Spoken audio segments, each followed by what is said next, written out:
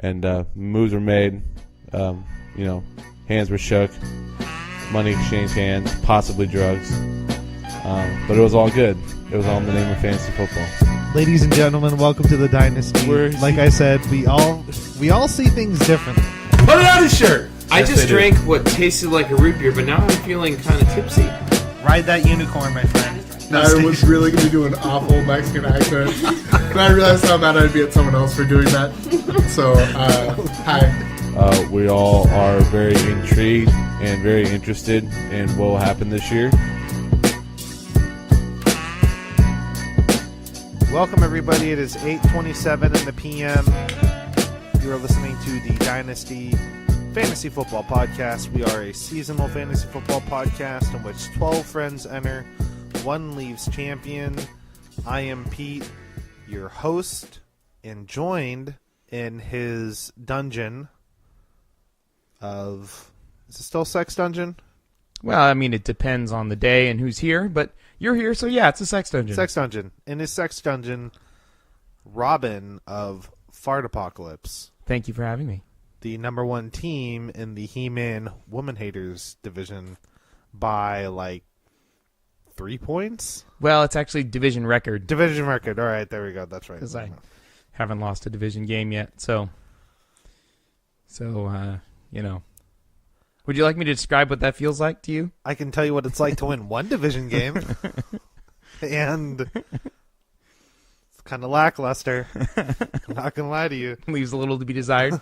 Kind of lackluster. All right. So this show, there's a lot to cover because I didn't have enough time to do the Week 9 preview show, so we're just going to do a recap, of course, and then still go over some of the transactions that happened. I made a trade. Yeah. And then I had to make another trade. Yes, you did. Immediately after. And we'll get into that. You could tell people how I was talking you away from the cliff the entire time that you were doing this. Yes, and, you were. And you kept trying to jump off it. I did. If you would like, I can put our league up on the television. Yeah, go ahead and do that. Rather than the phone. If you want to talk for 30 seconds, I can do that. No problem. I was just going through the news and notes, but we're going to recap the week that was Week 9. We're really we do have some teams eliminated now officially, so we're going to talk about that. And then I think we're going to talk a little bit about playoffs before we go and dive into Week 10. That'll be tomorrow or Thursday, but it's in the nitty-gritty right now, and there's a lot of crazy scenarios, and we'll try and go over some of those. Very heated race in my division, the God Elliott division. It's pretty much a two-horse race for Robin and Joe, and then there's some interesting scenarios happening in the Bad Sports Fun division too. So a lot to talk about, but I think first what we're going to go to is we'll talk about some of the transactions that took place this past week. We also had some league goings on. We had, I think, our first vetoed commish trade of the season. Yeah. Which was, and Robin will help me break that one down in the specifics. But if we're going to go back and talk about some of the trades that happened, the big one, of course, was me making the move with Pat to go and acquire probably the hottest I don't know, you could probably say maybe besides Dak, probably the hottest quarterback. Nah, Carson Wentz is easily the hottest quarterback. Oh yeah, Carson Wentz. And then I'd say right after that you got Deshaun Watson, and Dak has been, pretty amazing as well. But and Russell Wilson has been freaking awesome too. But yeah, I think Carson Wentz has been stealing the show, especially after what he did this last week. Given that people thought he might regress against a good defense, and he just tore him a new one. And without Zach Ertz. Also, maybe not a good defense anymore. But I went and I tried to acquire Deshaun Watson. Well, not try to. I did acquire Deshaun Watson, and literally 1 hour after the trade was. It's so long ago. It's not even on the first page of there we go. That's because there was lots of moving and there's shaking. been 28 roster moves since then. Right. But on November 2nd, on that day, we had. We'll get into this trade after we talk about my Deshaun Watson trade, because the trade that I was going to talk about was the one that ended up getting vetoed. But I traded to Pat a 5th round draft pick for I can't remember the rest of the details. It's right there in the center. Oh, there we go.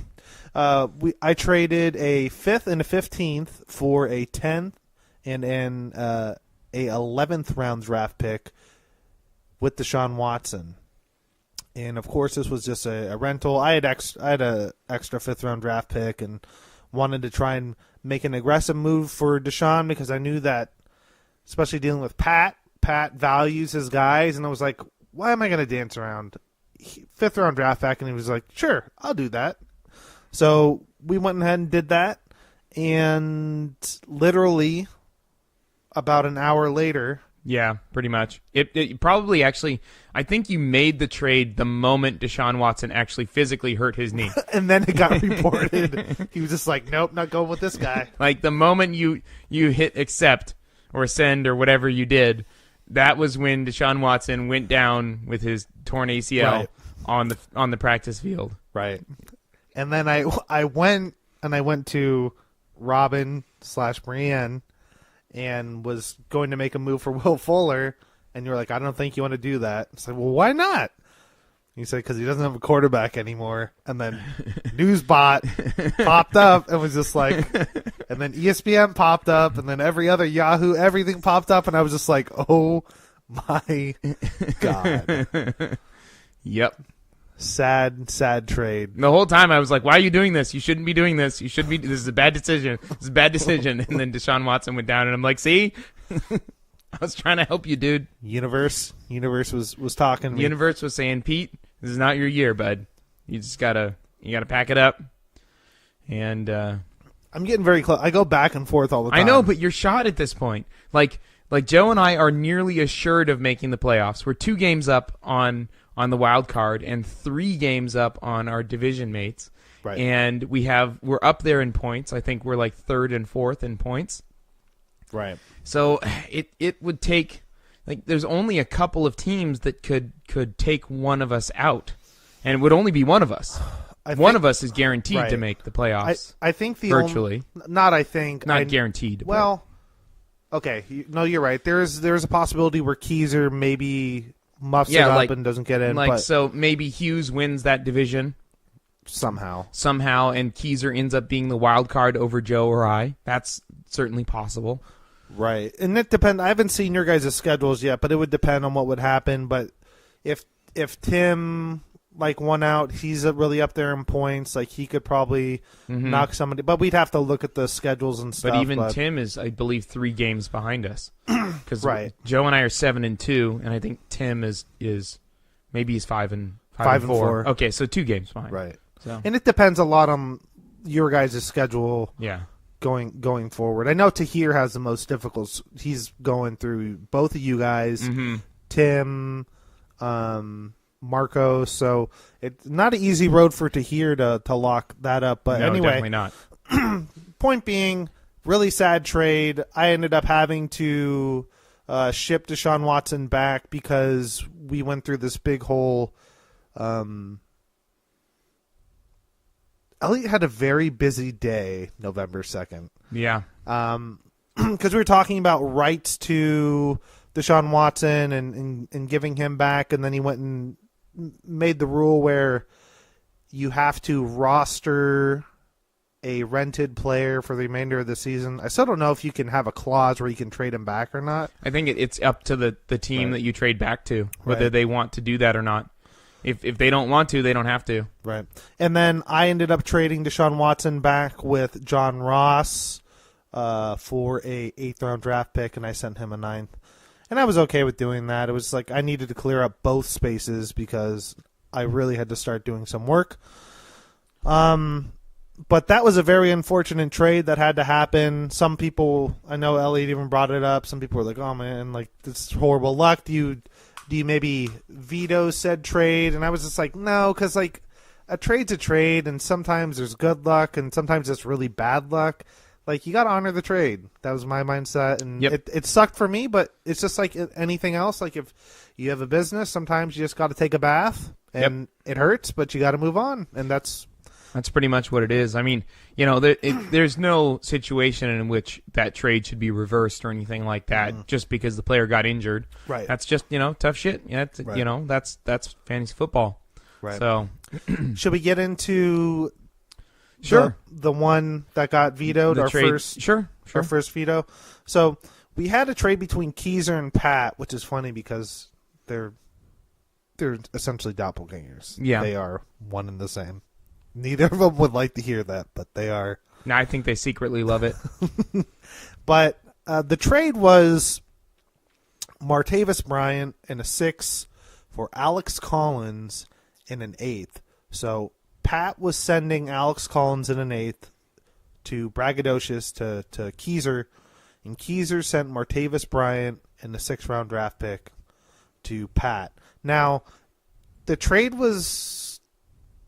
There were some stipulations, and the reason why I'm asking you is because I don't know what the unagreed upon stipulations were, and So I don't I don't know either because we had conflicting stuff posted by Keezer himself, but from what was posted by Pat and Elliott, which was consistent, it is essentially that in this trade, Alex Collins, the running back for Baltimore, was to be a rental, and that Pat would get him back at the end of the year.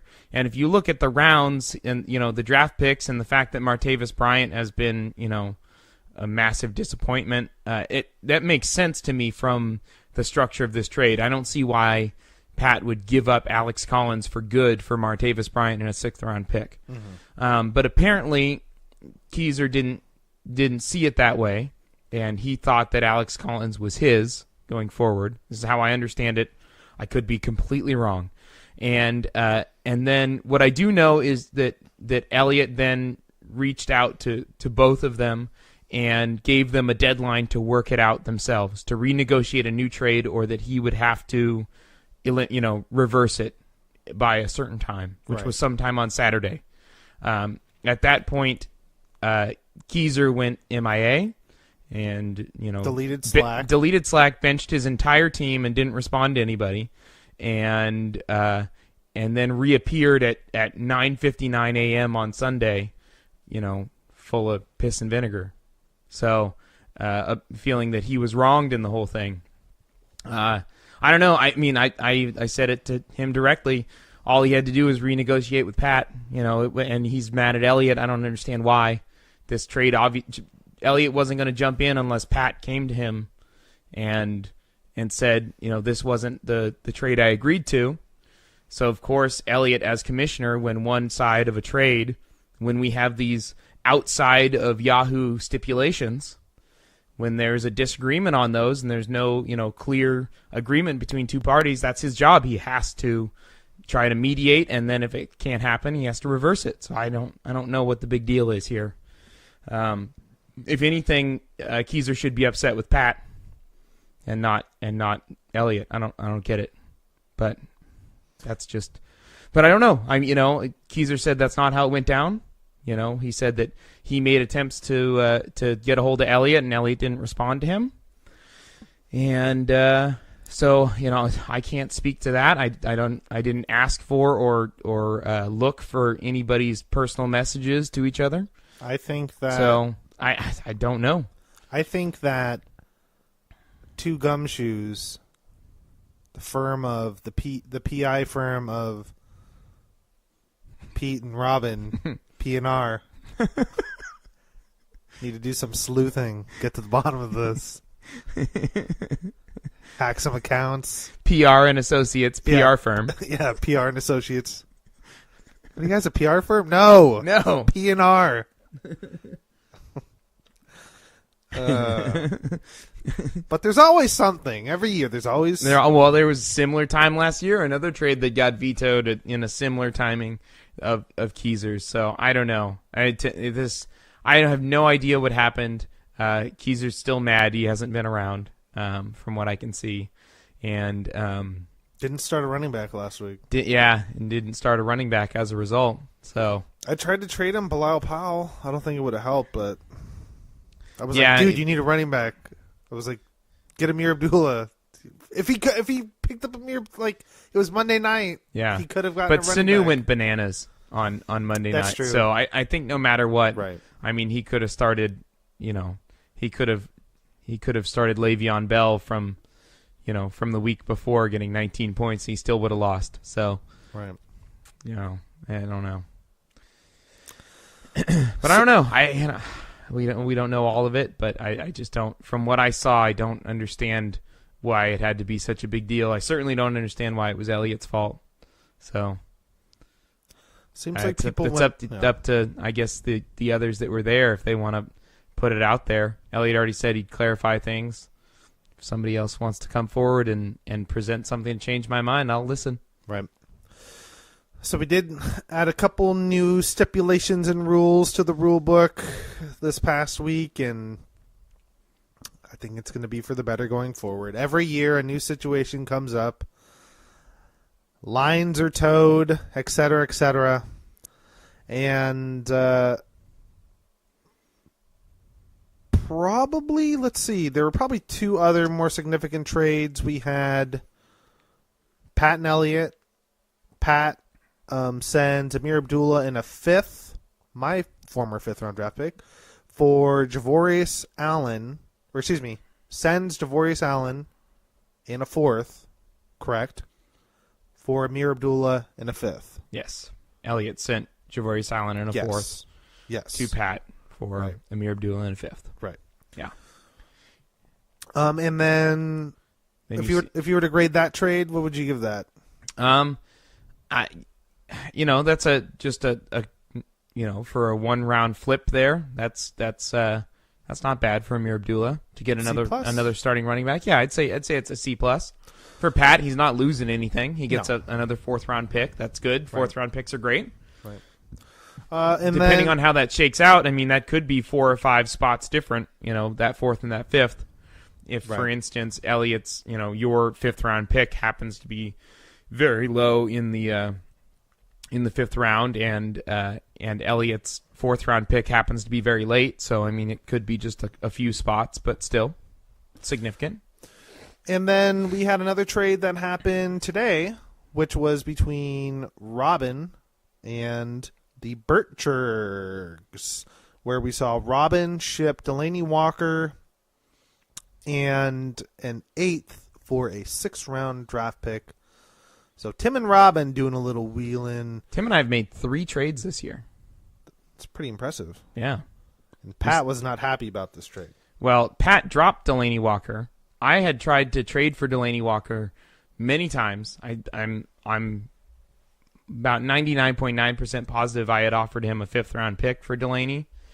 He wanted a 4th. He basically said that 4th, anything higher than a 4th-round pick wasn't of value to him. So, and I kind of agree.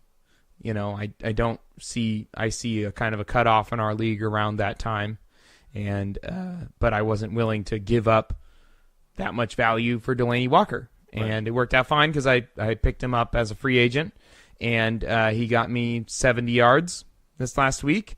I was carrying 3 tight ends, and I didn't want to go forward carrying 3 tight ends. Read it and weep to hear. So I started looking around for people that might want a tight end, and I tried to hear because Kelsey has his bye week this week. Tahir never responded. Matt Hughes said, I don't want none of that. And your brother was like, I'll give you a 6th for Delaney Walker. It's not like I was asking for a 3rd-round pick or something retarded like that. So just a 6th, people. So yeah, Tim got Delaney Walker to pair with Witten. So that's not a bad combo of tight ends there, and Delaney looked actually really good in that last game. But I have Hunter Henry, who he's got so much keeper value, there's no way I can do anything else with him, so I got to kind of ride him, and then I stashed Greg Olsen for the playoffs. Right. So that's my plan going forward. They're saying he's already practicing. Dip back into that well one more time. No. Let's go ahead and let's really quickly, let's go back over week 9, and then we'll look at the standings and where they're at. So we'll go ahead and start with Robin's game. Robin faced Hughes, thank you. Golden Tate Warriors. The Golden Tate Warriors. And this, I think the original projection for this was fairly close, but Robin ended up kind of running away with it a little bit. The final score was 99-88, so Robin goes to 7-2. Matt Hughes falls to 5-4.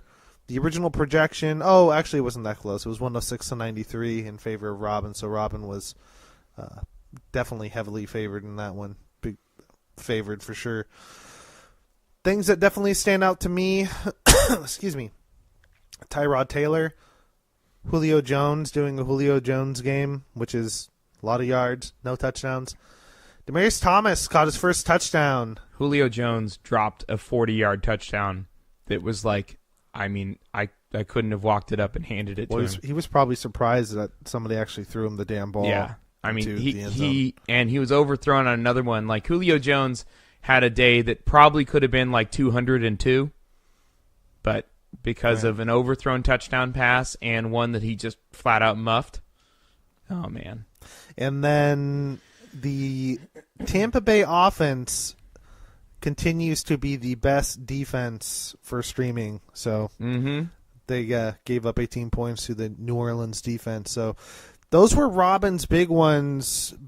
The surprise, I think the big surprise was the running backs and that Kareem Hunt, 6 points, and then Shady McCoy, 2.5 points, and what was a really weird Thursday night game against the New York Jets, because Thursdays are typically the run-heavy games where teams, it's a very short week, they have to go simple, usually see a lot of running, and Buffalo just couldn't figure it out. Don't know what happened. Are Kept you worried in the foot at all going forward with Kareem Hunt and Shady McCoy? No, actually not at all. I think that with the bye week here for Kansas City, hopefully Andy Reid takes a look at some of the asinine play calling that they've been doing, and kind of he had 9 carries in this game. You can't do that. And if it's not working running inside because your line isn't blocking very well, we'll start passing to him more. But you got to get you can't just keep beating your head against the wall. So I think that they'll figure that out. I'm especially not worried about Kareem Hunt. I am worried about Doug Martin because the Tampa Bay offense looks horrible and doesn't have Jameis Winston. So that I don't feel good about that. Right. And I think McCoy will be fine too. McCoy's been kind of disappointing overall. I mean, he's had his monster games, but these really weird games like this were only But I mean, my 3 running backs, which I'm been very happy with so far this year, with Kareem Hunt, LaShawn McCoy, and Doug Martin combined for less than 10 points. And you still won by 11. So it's just like, oh my God. Like they had combined, they had one okay game for a running back. Right. So looking at Matt's team, I respect the Brissett start. Fairly decent game, 19 fantasy points over his projected 13. Gotta like that. Golden Tate with 113 yards. And then Robert Woods, with a 19-point blowout performance. Amari Cooper looks like turned back into a pumpkin, only 58 receiving yards. That Oakland team just doesn't look. They won, but they just don't look very good. And then everything was pretty pedestrian, so not a good look for Matthew. Let's go ahead and go on down to the next game. We had the Nate Silver Siths against Car Ramrod. Elliott versus Joe. Original projection was 99-85 in favor of Joe. Final score was 94-75. Joe beats Elliott, goes to 7-2 on the year. Elliott falls to 4-5. The only real bright spots for Joe, McCaffrey got his 2nd touchdown of the year, maybe 3rd, got 15 points. And for then Elliott. Bright spot for Elliott. Bright spot for Elliott, yes. Yeah. McCaffrey with the 15-point performance, and then Elliott's namesake, what is it? What's Elliott's first name? Jacob? Is it Jacob Elliott? Oh, yeah, Jake Elliott. Yeah. 10 points there. Everybody else just kind of, not much to 8 to write points home from about. Kirk Cousins. That hurts. I mean, it's not altogether, unforeseeable that he'd have bad game versus Seattle, Right. but you expect double-digit points at least. You're hoping for 15 at least, Right. but that was a pretty disappointing game. Joe, on the other hand, it was pretty much his running backs per usual, and his running back carrying the load. Russell Wilson, 25-point performance. Carlos Hyde, 12.5, and then Todd Gurley with 22.4 points. Everybody else not looking so hot, but it is enough to keep him in the win column and keep pace with our number one team in the league, Robin. Let's go ahead and move on down to the next game we had. It wasn't the handle. Marcos facing Alcoholics, unanimous. Marcos and Scott. The original projection was 90-83 in favor of Marcos. The final score, 114-93. Scott loses, but his team continues to perform above their projected total, very much so.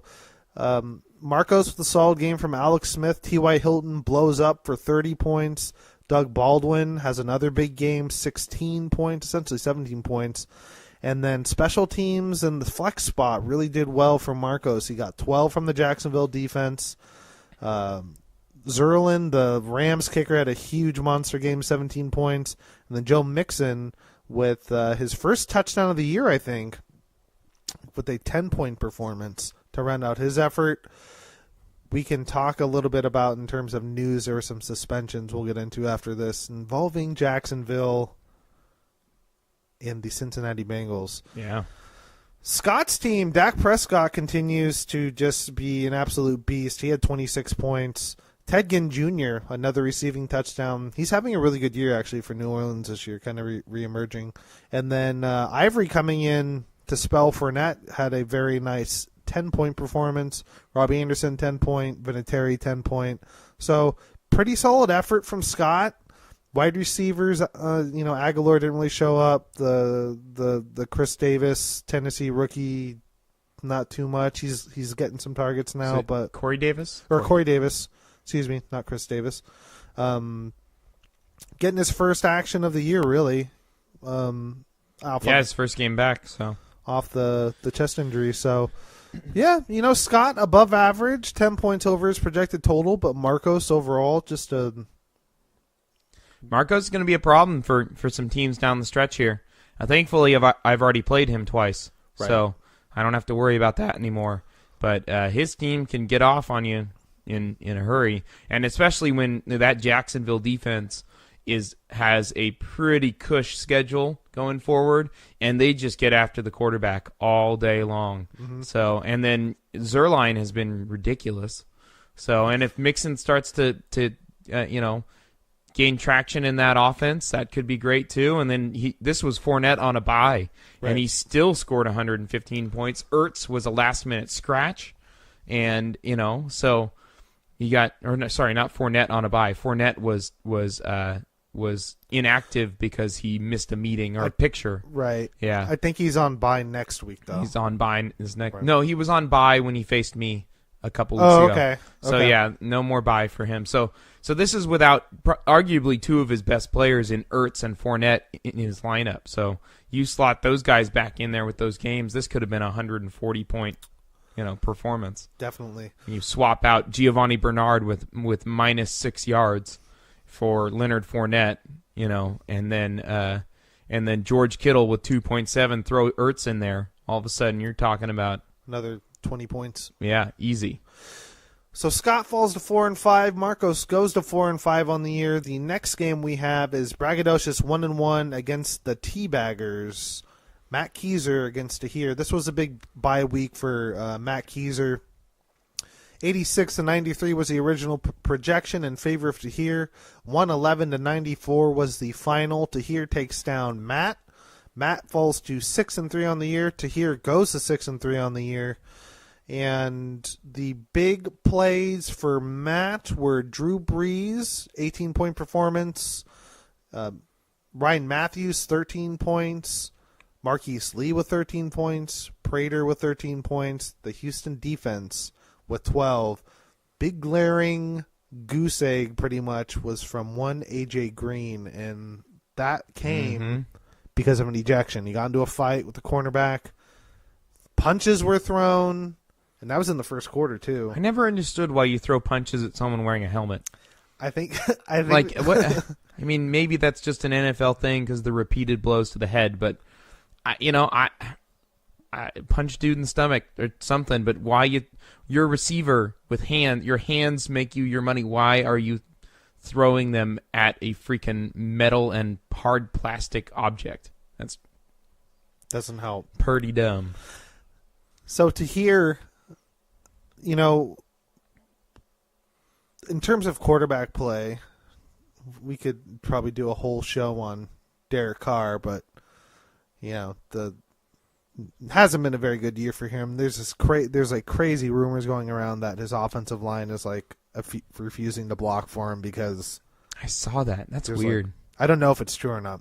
It can't be. Oh, and earlier I said that Sanu went off. I meant Marvin Jones. Okay. To me, they're like the same. They are. But, what really helped Tahir got some pretty crazy performances. Yeah. The most notable one, of course, was Marshawn Lynch, who turned back the clock for 18 points. He had 2 touchdowns on 57 yards rushing and 6 receiving yards. Yep.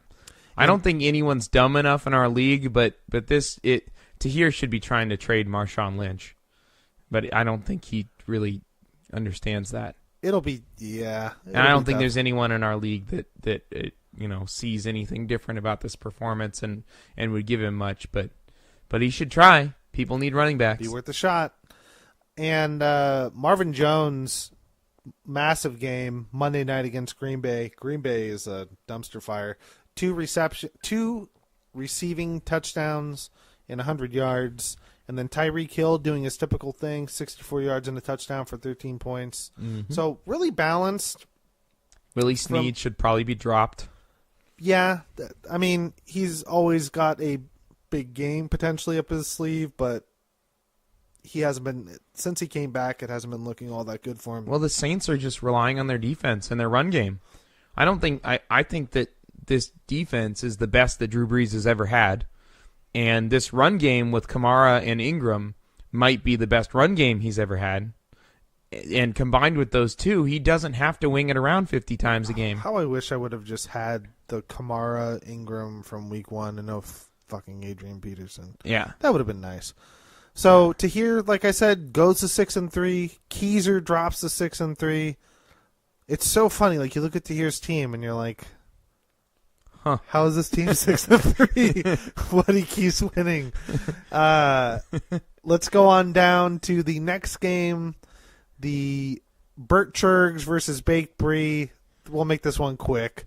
104-75 was a projection. 93-50.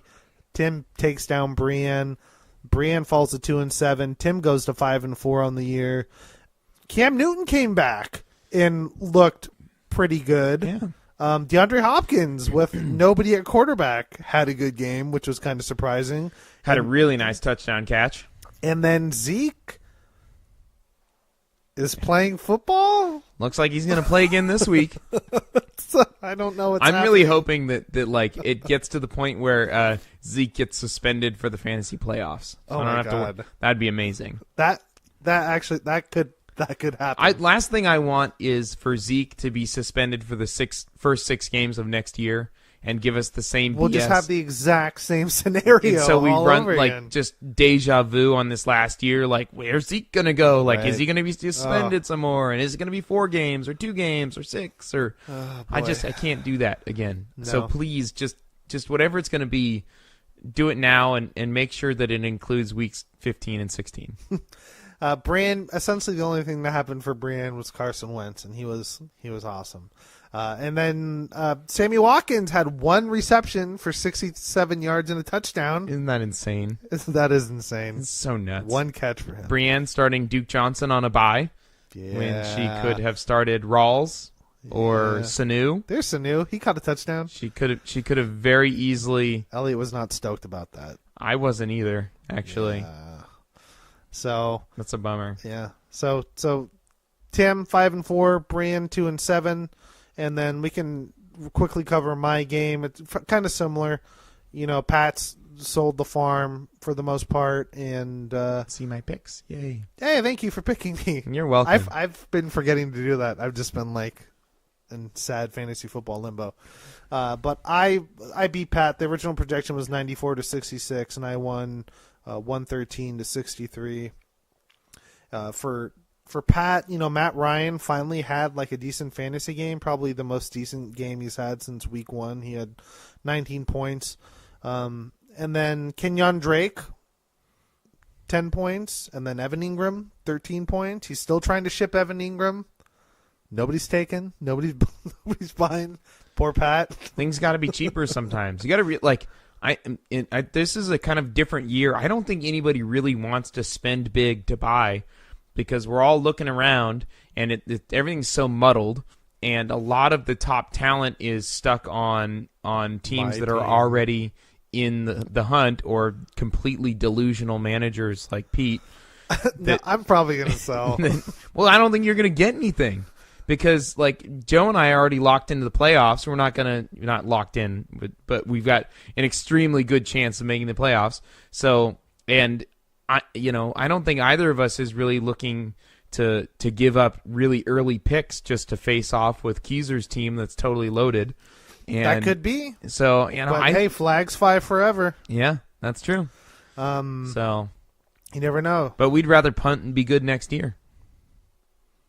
I'd rather win championships. Me too, but I have one. Joe's got 2. So, but slightly different motivation.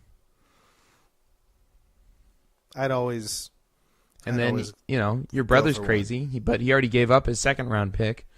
I don't know if he's going to jettison the first. Oh, Tim could take the risk and still be fine next year. Yeah. He's still got a stack. Because he's got David Johnson. And Tim could trade whatever.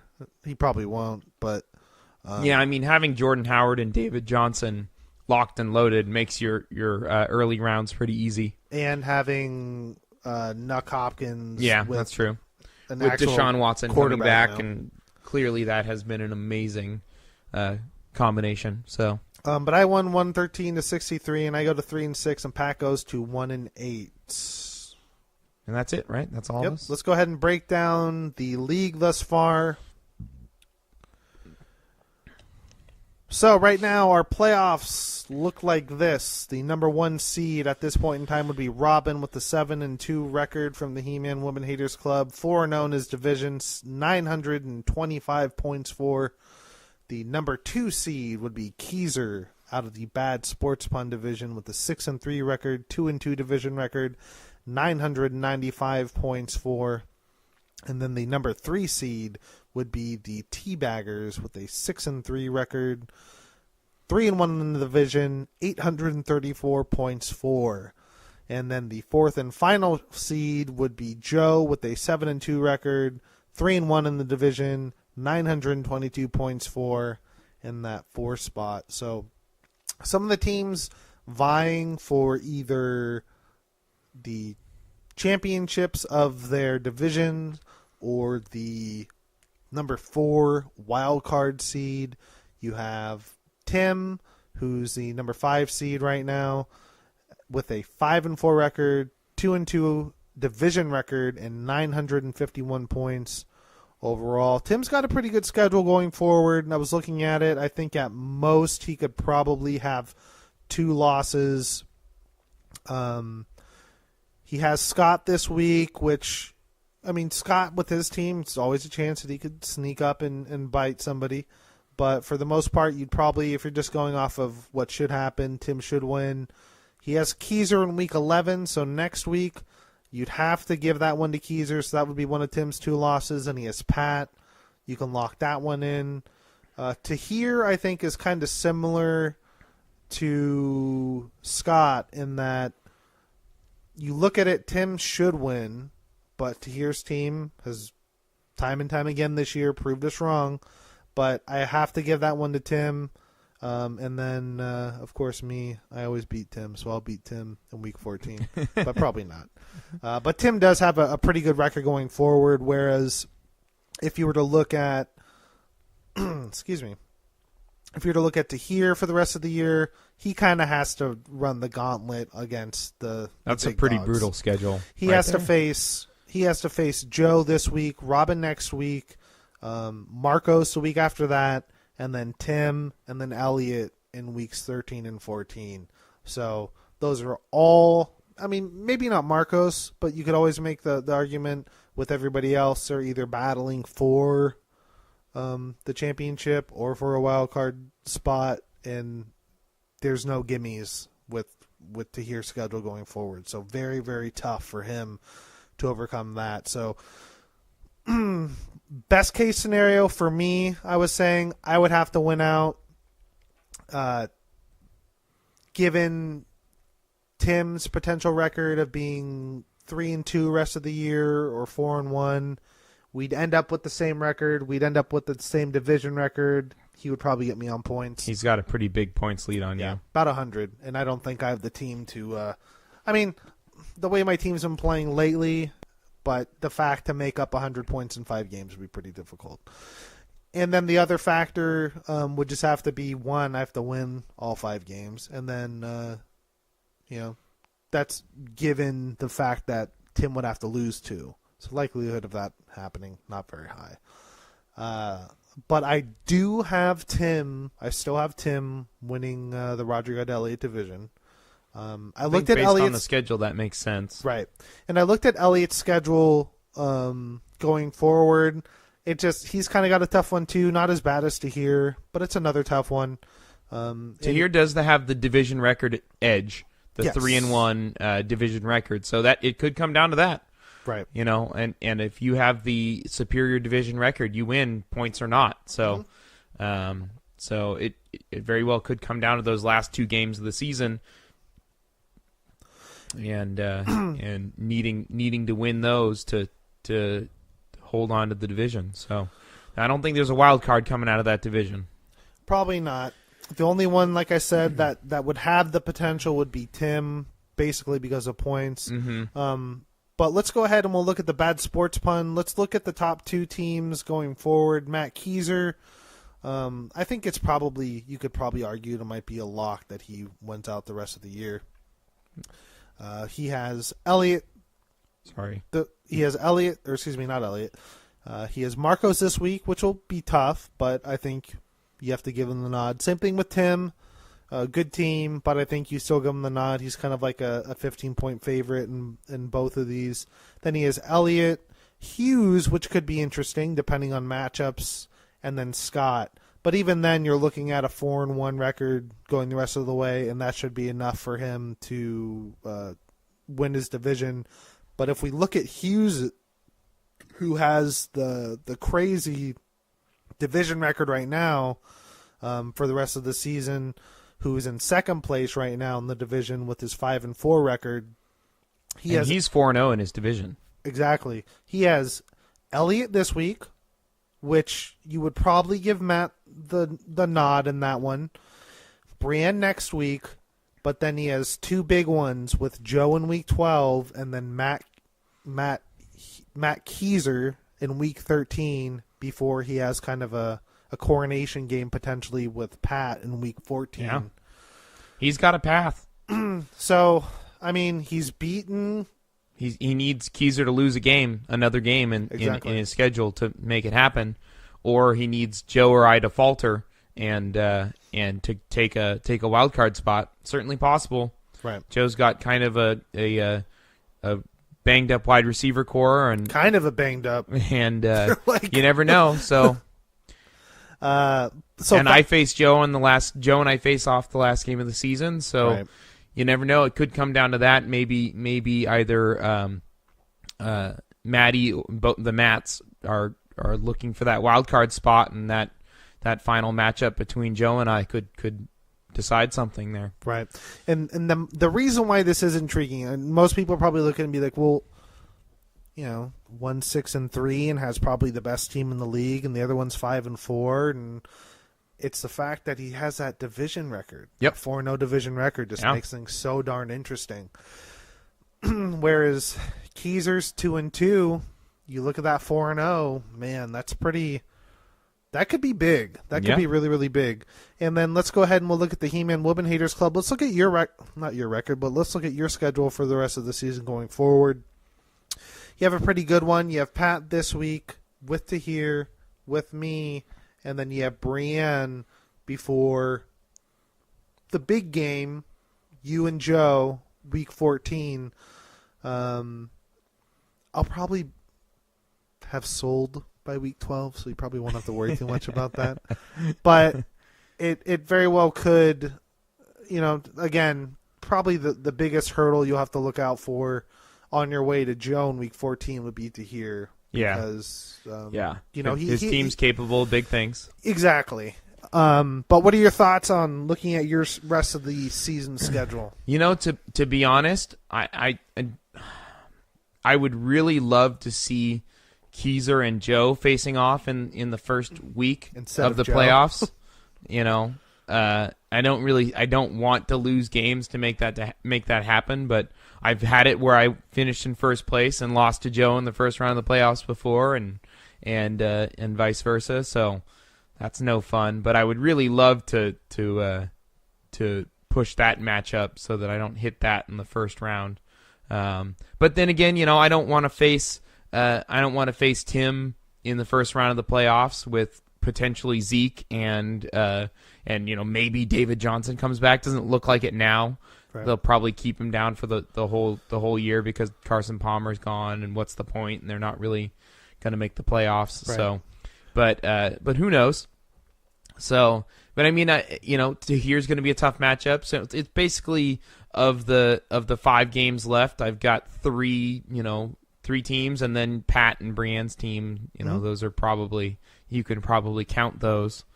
You could make, if I were to play devil's advocate, you could probably make the case for wanting to face Joe in the first round of the playoffs. I agree. Because of the wide receiver. Of course, his 2 running backs. And Russell Wilson always is just annoyingly good. That could be like 70 points right there. Yep. Yeah. Which is always scary. Yeah, totally. So, Hyde, Gurley, and Russell Wilson can easily score 25 points each. And all of a sudden you're in a hole, and it doesn't matter if he gets 12 points from 3 wide receivers. So let's go ahead and look at Joe's team, or not his team, but let's go ahead and look at Joe's schedule rest of the way. Joe also with a 7-2 record at this point in time. He has Tahir this week, which I believe he's favored. He is, yeah. But that's, as we've been saying, can always be dangerous. He does have Scott week 11, which he has to like that one. But then it gets a little dicey in weeks 12, 13, and 14. He's got a tough finish there. He has Matt Hughes week 12, Marcos week 13, and then you week 14. And it's tough because of the opponents, but it's also the fact that weeks 13 and 14 are division games. Yeah. And that could play a big role depending on how the rest of the season shakes up with the 2 of you guys battling for. Well, he has to win out, and he has to hope that that if he wants to take the division, he has to win out, and carry points against me. So because it basically, I'm already 4-0 in division. I'm probably going to beat Brienne in week 13. That would make me 5-0, probably. And then if he wins, we'd both be 5-1 in division, and then it would come down to points. Right. So that's what he has to look for, is that we end up with the same record or something along those lines. But we're both looking to win out, score as many points as possible. It's pretty exciting stuff. So pretty exciting stuff. What do you think the chances are of me selling off my team and then like everybody else in my league getting decimated, and I could have just walked to the championship? What do you think of the chances of that? Not good. Okay, good. Thank you. Not good. Not good. I've been telling you that for like probably a solid 5 weeks. Yes, you have. But the other thing is, you look around at my division. No, that's like, true. It's so hard to sell when you're like. I mean, you're technically not out of it, but you need very specific things to start happening starting this week, and you needed it last week, and it didn't happen. and kind of the opposite of what you needed. I was looking back at my season, and it just has been so weird. Like when I lost to Elliott by like 0.1 point, and just all the underperformances. Both Tim and Tahir won this last week. I mean, that's tough. That's tough for you. Yeah. You need them to start losing, and I don't know, man. I think you got to try and get. It depends on how you feel about it. At this point, if you don't feel you're getting great value for those players, maybe you're just holding on to them. Or if you really think you need to, you sold. I believe. Did you get rid of your first and your second round pick? I did. I got Mike Evans. I went and got. I used the first for Mike Evans, and I used my second. For Des Bryant. Yeah, for Des Bryant. So you don't have a first or a second round pick next year. I do not. So I mean, you're already kind of in a hole next year, and I don't know how I don't know your keeper situation. It's not bad. I was looking at my running backs. The fact that Ajayi went to Philadelphia helps. You got 2/3. So I mean that's something. Right. One is for Ajayi, and then the fact that I have Kamara in like the 15th. Yeah. And then the potential Bilal Powell flex option. So running back's like, it's okay. Not too bad. Maybe Terrell Pryor, you just keep him late as a flyer just because. Exactly. And then Alshon Jeffrey is keepable as well, right? He's like a good not wide awful, receiver but too. Still not having those first two picks. I just don't know that you're going to get a first or a second round pick. Yeah, it depends on what people want. I mean, it comes down to when... Especially now, Mike Evans being suspended this next week. You're probably not going to get anything for him this week. Well, the big thing You'd have to wait. And no Jameis. The big thing would be, people would be looking for... It's like the playoff run. Yeah. It would probably be people like... I think Joe could potentially make a move for Dez. Yeah, that would make sense. Or now, what people give, that's not up to me. I'm not saying what they will or will not give. It's completely up for. But I mean, it's just kind of like when people are kind of thinking about when they're in the playoffs, how could they maximize lineups? I mean, fact of the matter is, like Mark Ingram, probably going to be top 4, top 5 running back rest of the way. Now that he's not sharing with Adrian Peterson. But, there's some people there that can help teams. Maybe you don't want to have Doug Martin on your team anymore. Maybe you want a little Mark Ingram in your life. He's been looking pretty good lately. But, I mean, there's just it just didn't work out this year. I think this year, I can't remember who I was talking to. I might have been talking to you. Or it might have been Tim or somebody, but in past years I kind of did a little bit more of an intuitive kind of different types of moves based off of my own thing, and didn't always go off of what is the most logical thing to do. This year I took the more kind of quote logical route in trying to get that talent, be aggressive in it, go get the JJs, go get the Mike Evans, go get the Des Bryants, do all those things. To really round out my team, go and get Aaron Rodgers. You know what I mean? Your team scored points. I mean, if you look at what you have a 330 win percentage in the actual league at 3-6, so 333. Right. But if you were to go by Roto, you'd be over 500 at 556. So I mean, you've got some bad luck there. That's bad luck. And points against. 946 points against. Yeah, that's brutal. That doesn't help. And then you look at me, go up to me 776. Right. Nearly 200 points less. 175 points less than you scored against me. I mean, that's huge. Yeah. It was a combination of a couple things. You look back earlier in the year, like the whole Adrian Peterson, there was just no production coming out of a lot of the running backs, and Terrell Pryor. Yeah, Terrell Pryor being a dumpster fire was. I didn't expect that. Honestly, when we made that trade, I was kind of like, I don't know, I still felt it was worth it because I'd be You got a first round draft pick. I got a first round draft pick, and I was going to replace him with Julio Jones, right? Which has worked out better than Terrell Pryor, certainly. But. Yes, a lot has. I definitely didn't make the trade thinking. I know there was some rhetoric like, "Oh, he'll be like a number one guy." I kind of felt like he'd be like a solid, like high end wide receiver too. But like, damn, I was hoping Mike Evans would be my one. He would be my high end two, and then like Jeffries would be like a low end two or a high end three. And for the most part, I think Jeffries been the most spot on. Mike Evans has been good too. I'll give him that. Yeah. But just a lot of just that first part of the year really, really sunk me. Had some bad matchups and stuff like that. But it just has not gone according to plan. But it's okay. Yeah.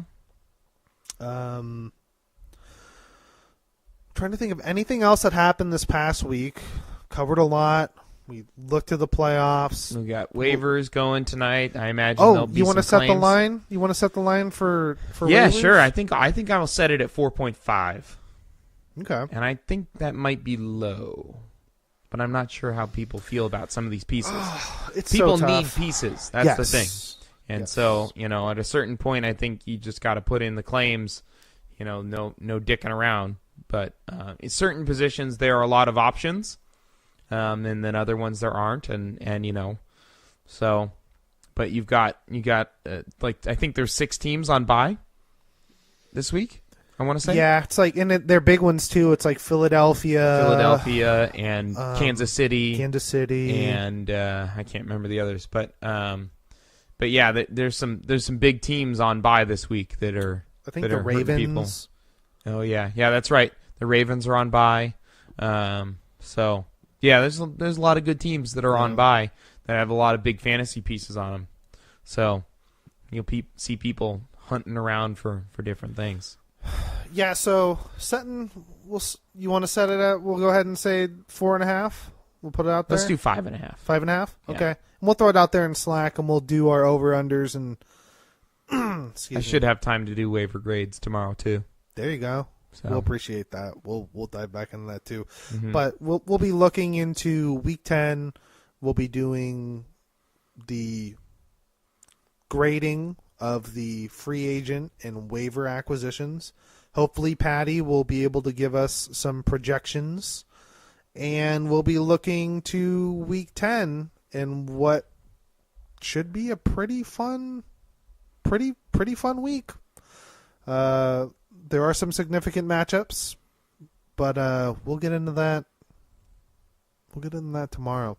Yeah, sounds good. Anything else, Robin, that you would like to? No, I think I'm good. All right. Another exciting week of fantasy football. That's right. If you would like to listen to more of Robin or even of Joe Hardman, you can listen to their podcast, the Disc Golf Podcast.